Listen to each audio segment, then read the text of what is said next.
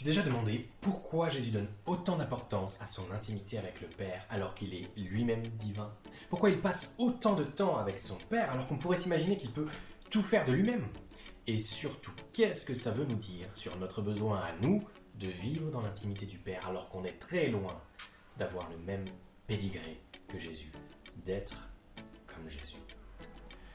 Bienvenue sur Disciple Food, c'est Manu. Et si tu t'es déjà demandé comment être ou comment faire des disciples aujourd'hui, eh bien abonne-toi, tu es au bon endroit. D'ailleurs, on débute nos tutos du disciple dans cette vidéo avec un truc super important qu'on néglige facilement. Notre relation avec le Père, avec le boss. Au fil des prochaines vidéos, on va découvrir ensemble comment adopter la posture que Jésus lui-même avait vis-à-vis de son Père. Une posture d'intimité avec le Père, on voit ça aujourd'hui. Une posture d'envoyé par le Père, dans une prochaine vidéo, une posture d'obéissance au Père. Et pour l'heure, on commence avec une mini-série de 3 vidéos où on va voir comment on peut s'inspirer de Jésus pour vivre aujourd'hui une intimité plus profonde avec le Père. C'est parti.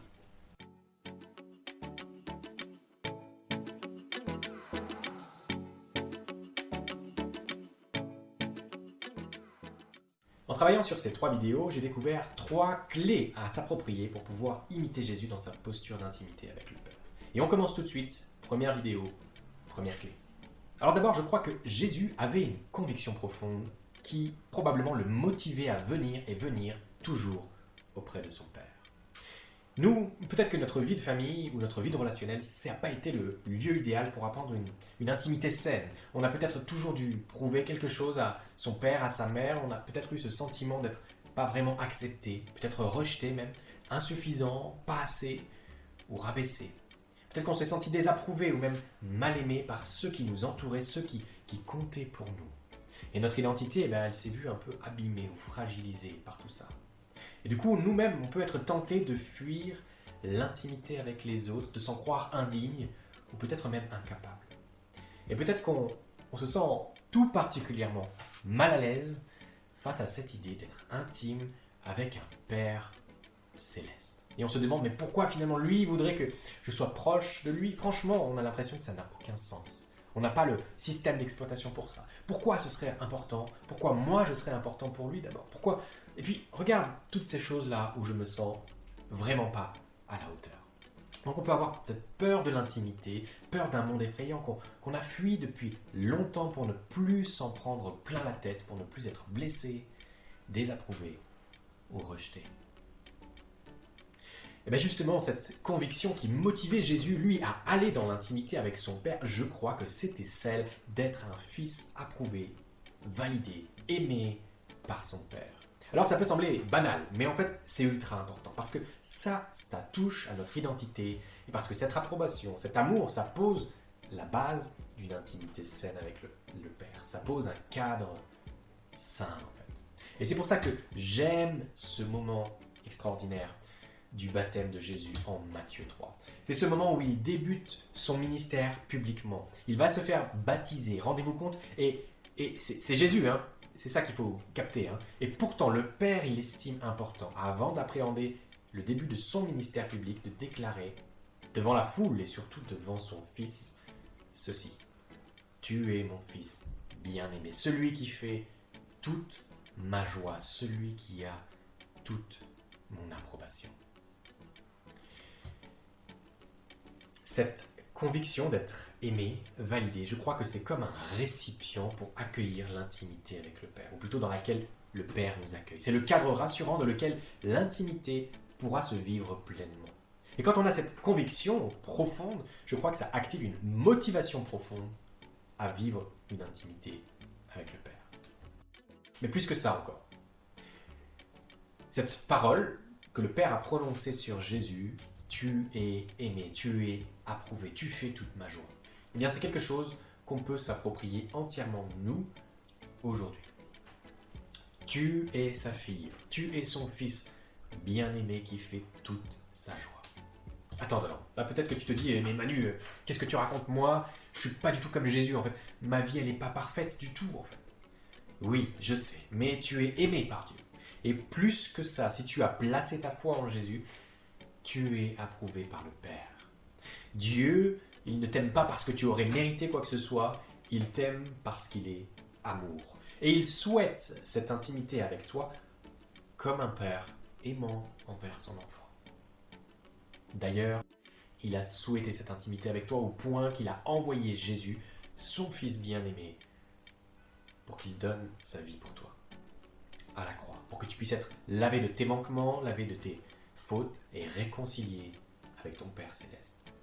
Alors là, peut-être que tu te dis, mais moi parfois, j'ai vraiment ce sentiment de ne pas mériter cet amour, cette intimité, je ne suis pas digne de cette intimité, etc. etc. Oui, oui, t'es pas digne en fait. Mais c'est la base. Maintenant, il faut passer à autre chose, ok? Parce que, en fait, ça n'a jamais été question que tu sois accepté sur la base de tes mérites ou de ta dignité. Non, tu es accepté et approuvé sur la base de l'amour de Dieu qu'il a manifesté en Jésus.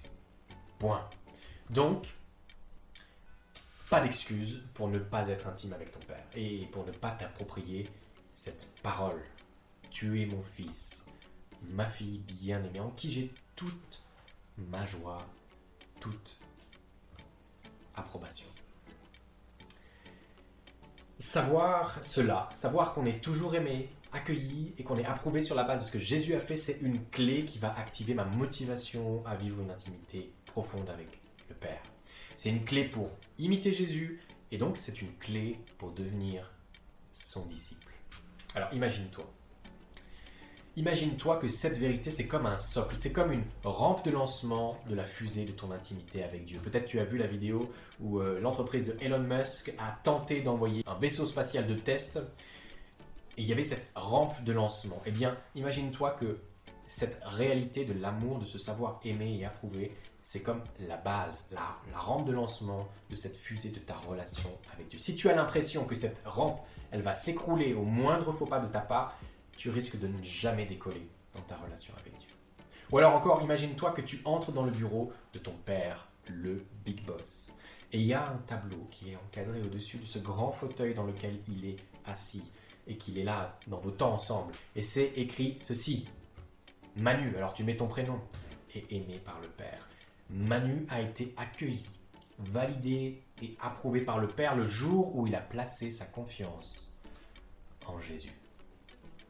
Alors, ne passe pas ta vie à remettre en question ce certificat que Jésus a payé très cher. C'est ton nom dessus. Vis ta relation avec ton Père Céleste en conséquence. Et justement, pour vivre ce changement pratique, je veux t'inviter à un pas concret. Je veux t'inviter à te demander comment ta relation avec peut-être ton père ou ta mère, la personne qui t'a élevé, qui a une autorité sur toi, peut-être bloque ta relation avec ton Père Céleste. Quel mensonge tu dois abandonner pour entrer dans l'intimité avec ton Père Céleste? N'hésite pas à le noter et à prendre du temps. Mais n'en reste pas là simplement avec un constat, d'accord? Choisis d'embrasser les vérités qui sont prononcées sur ta vie. Va plus loin. Aimer, accueilli, approuvé, validé par ton Père Céleste. Je te mets des passages bibliques en description qui parlent de ton identité en Christ.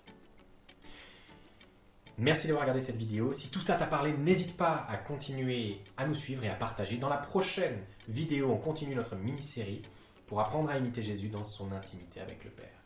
Et on parlera de notre besoin absolu d'intimité avec le Père au quotidien.